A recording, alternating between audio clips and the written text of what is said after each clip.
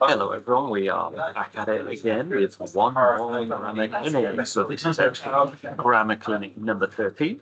And today we are going to be looking at those specific grammar choices you should be making or should not be making when it comes to academic writing. So if this is your first time attending one of these grammar clinics, then my name is Kieran. I am one of your English support tutors on the Manchester campus of the Elizabeth School of London. So we have a lot to get through today, so let's get started. So we need to think first of all about our learning goals for today. So first of all, we are going to identify that informal language that we should try to avoid when writing in an academic setting. And the second thing we need to think about is make sure that we are recognizing the preferred language that we should be using to take our writing to a higher level. All right, so we're going to be focusing on those two things, but when it comes to both of those objectives, we're going to split off a little bit, and we're going to learn a few different ways of things to avoid and things that we really should be including when it comes to academic writing. So we are going to be having a look at 6 different language choices that we should avoid using when it comes to academic writing. So the first one is going to be abbreviations. Okay, so that is going to be shortening a few words into simple letters. So this is something we really shouldn't be doing in academic writing too much. The next thing is prepositions at the end of sentences. So this is seen as maybe an old school grammar rule. In the modern world, this is a little bit fading away. That's using this one, but in general, we really should be avoiding this. Also, using numbers as digits wherever as possible. We should be doing it with words instead. Okay, so contractions. So that's when you are changing from did not to didn't, was not to wasn't, etc. Okay, now another thing that can be difficult for those people who have joined us at the Elizabeth School of London is trying to avoid using the first or second person usage. And last of all, we should, as always, be trying to avoid the use of blank. Okay, so we've got 6 things to cover, so let's begin with the first one, which is abbreviations. So, we touched on this a second ago, but abbreviations should be avoided in academic writing to stop us being confused, stop the reader being confused also. Okay. So we should avoid using those common abbreviations like ASAP, FYI, etc. It's not happy like that. Oh, really? Oh, right. But you will notice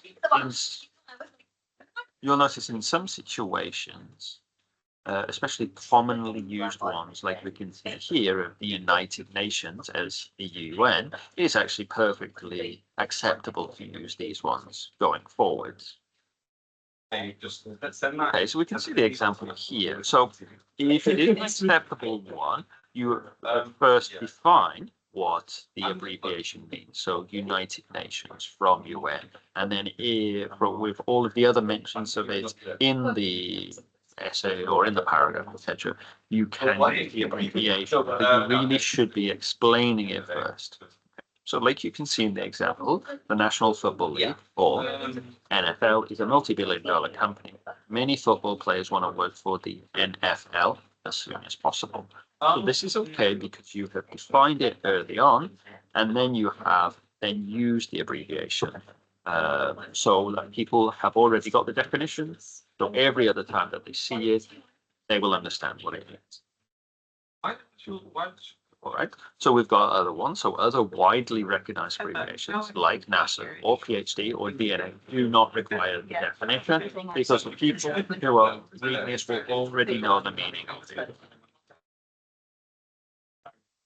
All right, so if you're unsure whether your reader is going to understand the abbreviation, then you do need to provide the necessary details and definition of the abbreviations that you're using. Okay, so we've got the example sentence here. It says NASA employs people who graduated from the Massachusetts Institute of Technology, MIT. So it could be that not everybody knows what MIT is. So you define it first, and then you provide the abbreviation afterwards. So then, in the second mention, we know that MIT is a well-known private university. So, as much as possible, avoid abbreviations. But if it is something that you feel like you must use, then first define it, and then you can use the abbreviation. Okay. So that is us looking at abbreviations. So now we're going to move on to ending a sentence with a preposition and how we should definitely avoid it. So ending a sentence with a preposition. So a preposition is one of those words like of, at, in, over, under, and so on. And it is seen as not the correct usage if you have a preposition at the end of a sentence. So, like it says here, in the modern world, this rule has become more flexible, but there are still some people who believe you shouldn't finish a sentence with a preposition. So, as much as possible, you should avoid doing that. So, if the preposition at the end of the sentence can actually be removed and it still makes sense, then go ahead and remove it. So in the example sentence here, this is kind of a slang sentence. If you say, where is the car at? You can remove at and it still makes sense. So in that sentence then, at is our preposition and it has a lot of sense if you just remove it. Okay. So if there is not an easy way for you to change the sentence, then what you can do is leave the preposition at the end. Okay, there's no problem if you do that. Okay, all right. So, but if you can change the order of the sentence or reword it or something like that, so the preposition is not at the end, then it can seem more concise and more natural, and you should definitely try to do that. So if we have this sentence that ends with a preposition, I don't know what he was talking about, you could just rephrase it as, I did not understand what he was trying to say. And that takes away the awkwardness of finishing the sentence with a preposition. Okay? Another example would be something like, he was the man I was writing to. You could change it to, he was the man to whom I was writing. So that would avoid finishing the sentence with a preposition. Okay. So the third thing we're going to have a look at now is maybe something that you've never really thought about before, but it should be something you keep in your mind when you're writing academically. And that is the idea of using numbers as numerals. Okay, so let's have a look at these following rules that we should follow when referencing numbers in your academic writing. So, first of all, if a number can be spelled in one or two words, then go ahead and actually spell it out. So if it is the number 5, you can spell that in one word, so just write it as F-A-V-E. Or if it is 2 words, something like 22, then you can go ahead and write it in the word as T-W-E-N-T-Y to T-W-O. Okay, but if you would have to spell it out in 3 or more words, then you should use actual digits, actual numbers. Okay, so if it is 5,347, then you need to put it as the numbers instead. Okay, also, you should use numerals for date and for time. So you can see here in the examples that these are the good things that you should be doing. Okay. So in the first one, on June 16, 2024, this is a date, so you should write those numbers as numbers. Okay, and then we see there were 23,000 fans in the stands. Okay, so 23,000, that is more than 1 or 2 words. So you write it with the actual numbers. Again, in the second example, you see 7 o'clock. So this is a time, so you should write it using the numbers. But afterwards, we see 10 basketball players. 10, you can just write that in one word. So you should write it as TEN. Okay, so I hope that makes sense for you. Right. So the fourth thing we're going to talk about here is contractions. So contractions are very normal, especially when it comes to speaking, or if you are writing to your friends or family or something like that. All right, and they help make our language more efficient. They save us time, save us letters, save us energy. But when it comes to academic writing, as much as possible, we should try to avoid using these. All right.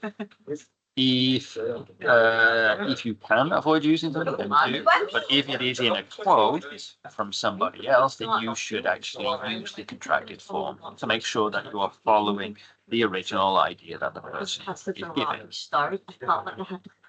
Okay. Well, if you look at this one here, the research shows that people tend to prefer name brand items and do not easily change them by habit. In normal speech, you would probably say don't, but because this is academic writing, you need to put the full words do not instead of don't.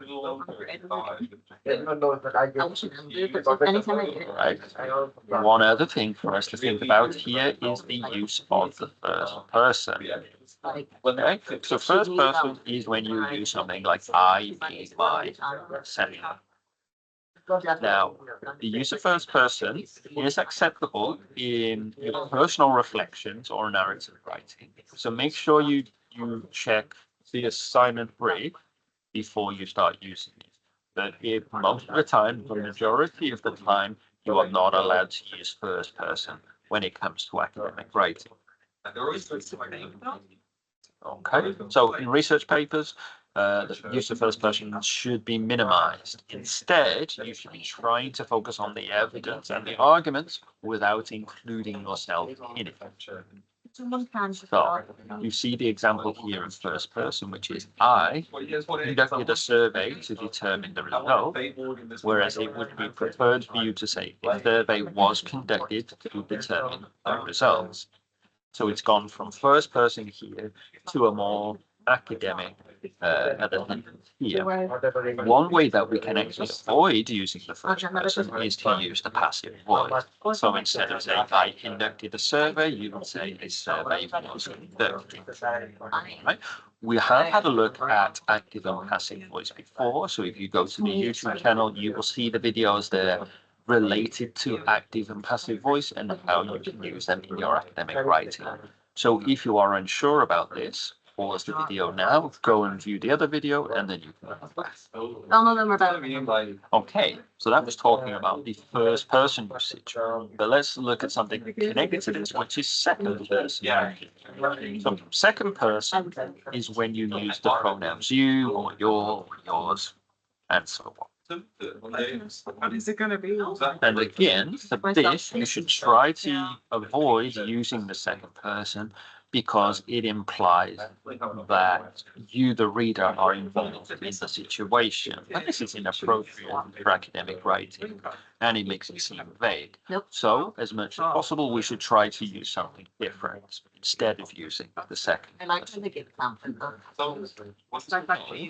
You can see the example here, which we don't want to use, is to improve your writing. You should read. But that seems kind of too personal or too familiar.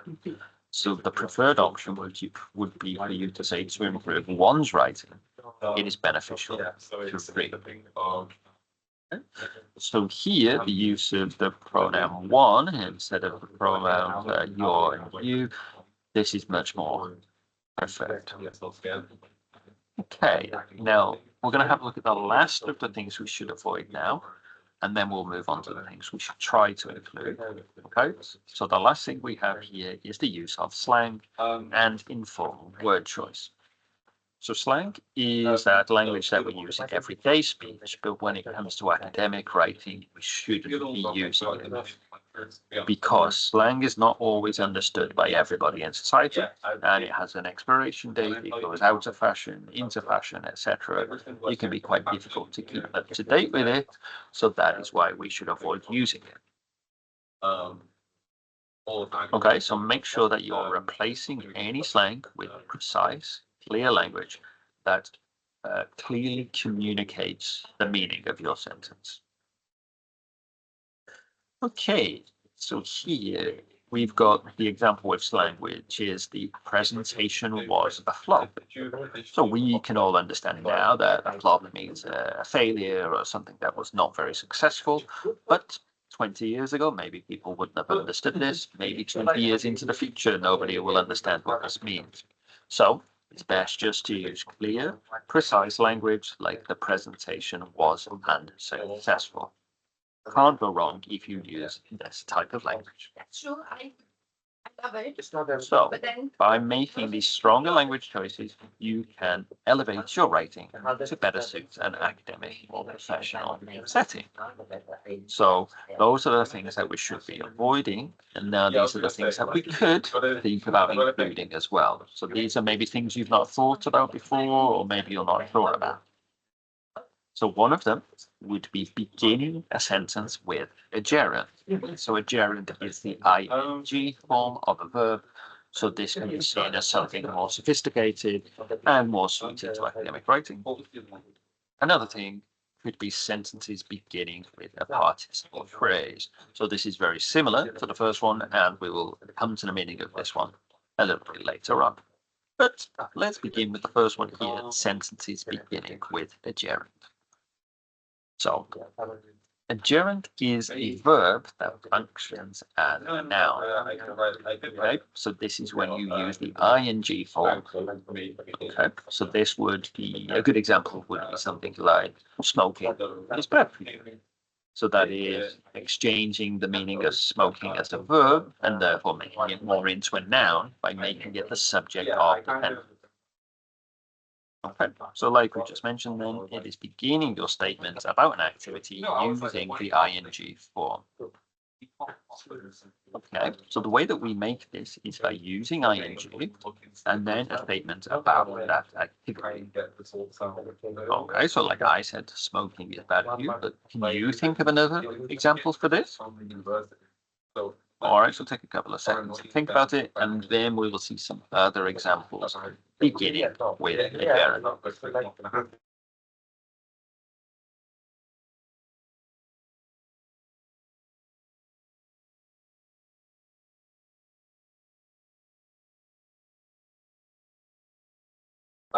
Okay, so you've had some time to think about your answers there, so let's see some examples here on the screen. So, reading is something I enjoy doing most days during the summer. So, we've started with an ing form. Next one, dancing can be a fun form of exercise for many. So, again, we started with the verb in the ing form. The next one, traveling, can expand people's perspectives. All right, so we started with an ing form, and as you can imagine, in the fourth one, again, swimming is a great low impact. So, like you can see, all of them begin with an ing form, and then the regular sentence after. Okay. All right, so this is the time for you guys to get creative. So, you are going to be making some sentences here, all starting with a gerund. So I'd like you to write a sentence that begins with a gerund, and that will be sharing. The second one is you start a sentence using thinking, and your third one is to write a sentence using writing. Right. So again, take a couple of minutes, pause the video, write down your answers, and then we will imagine what you could have had.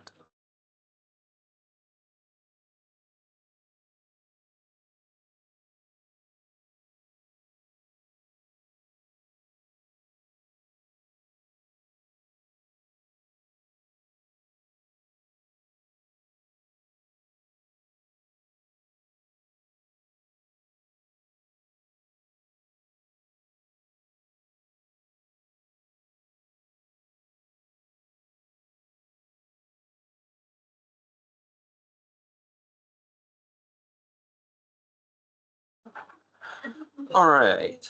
So for sharing, you could have something like sharing your ideas with others can lead to great collaboration or sharing knowledge is one of the best ways to learn, or something like sharing personal experiences helps to build trust within a team.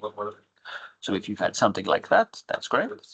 Now, next, for thinking, you could have something like thinking critically will help you find a solution, or thinking ahead is essential for planning successful projects, or maybe something like thinking creatively can unlock new opportunities in your work. So hopefully you had something similar. And for the last one, for writing, possible answers you could have had are writing down your thoughts helps you to clarify your goals. Writing report clearly and concisely is important in professional communication, or maybe writing regularly improves your communication skills over time. So as you can imagine, as you heard, they sound more professional, more academic, things like that. So that is what you should be trying to do. Now, the next thing you should be thinking about is beginning a sentence with a participle phrase. Okay, so this type of sentence has a dependent clause that starts with an ing word, very similar to the gerund, followed by a comma, and then a complete sentence after it. Yeah, I think we just stay with a bit less. Okay, so like we just mentioned, you begin again with an ing word, then a comma, and then a complete sentence after it. And maybe we need to see some examples of this to begin with. Okay, so like you see here, walking down the street, she waved at the child. So we have the same subject in these two parts of the sentence. She was walking down the street and she waved at the child. You don't need to repeat, she was walking down the street, she waved at the child. You can take the first she out. We can take was out as well and just have it as walking down the street, she waved at the child. In the next example, thinking about the test, the student got nervous. Okay, the student was thinking about the test, the student got nervous, but again, we don't need to repeat it. We can just begin that part of the sentence with the ing form. Okay, the next one, holding hands, the couple got some ice cream. So they were holding hands, they got some ice cream. Again, you don't need to repeat the subject. So you can just have the ing form for that initial phrase. Okay. So you will know that it is working as a successful sentence when you take the phrase, put it at the end, and then it would still make sense. So it could be the couple got some ice cream, holding hands. The student got nervous, thinking about the test, or she waved at the child walking down the street. So they are all successful on their own. That is why you're not. Okay, so again, this is some time for you. So again, pause the video and try to create a sentence that begins with a participle phrase, biking. Number 2, beginning it with talking. And number 3, beginning it with singing. Okay, so take a couple of minutes and then we'll see what kind of answers you could have.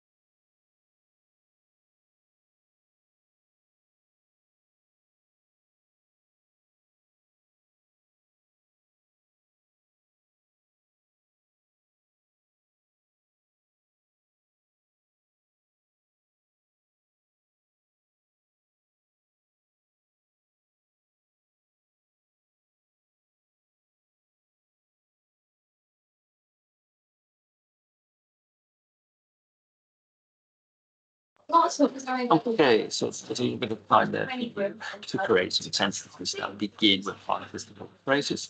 So here are some possible answers you could have had. So for biking, it could be biking through the park. He enjoyed the fresh morning air. Or biking to work, he admired the sunrise over the city skyline. Or number 3, biking along the river, they spotted a family of ducks swimming nearby. Okay? So it's a little bit different from the general one, okay? Because this is more of a phrase. So the next one, talking, it could be talking to her professor. She gained valuable insights about the assignment. Or talking loudly, he accidentally disturbed the people studying in the library. Or talking on the phone, she did not notice the bus approaching. Or singing, you could have had singing her favorite song. She walked happily down the street. Or singing in the choir, he felt a deep sense of joy and connection. Or singing at the top of her lungs, she entertained the entire audience. So if you created something like that, then that means you are on the right track when you come to writing professional or academic sentences that are complex, easy to understand, and will work in your assignments going forward. Okay, so what we've tried to do then is we try to think about those 6 things that we want to avoid, which are abbreviations, prepositions at the end of a sentence, numbers, which you are using as digits. Avoid using those contractions like didn't, wasn't. You really want to avoid using the first and second person usage like I or you, and you should be trying to avoid as well. We also thought about the things that we should include. So they are sentences that begin with a gerund, or sentences like we've just done that begin with a participle phrase. So we've come to the end of the session now. So we've got some things for you to think about when you finish this video. So, like always, you can watch our YouTube videos by scanning the QR code. You will see that all of the grammar clinics have been put in a playlist, so you can start off with number 1, 2, 3, 4, etc. up to 14. But I know you read to this. All right, and you can also see all of the other work that we have done. And if you don't know who we are, then it is both myself, Kieran, and my colleague, How do you feel Christine, like? and Do you we feel are like? your tutors. So if you do want to get in touch, if you are on the Manchester campus, I would suggest you email us at englishsupport_manchester@esl.ac.uk. And the things that we are available to do for you, as it is a free service, we can help you with presentation skills, assignment skills, general academic skills like reading and listening, and we can also help you both in person or online through Microsoft Teams. So I hope that this session has been useful for you, and I look forward to seeing you again next week for Grammar Clinic session number 14. It depends which bit, because it wasn't just a singular.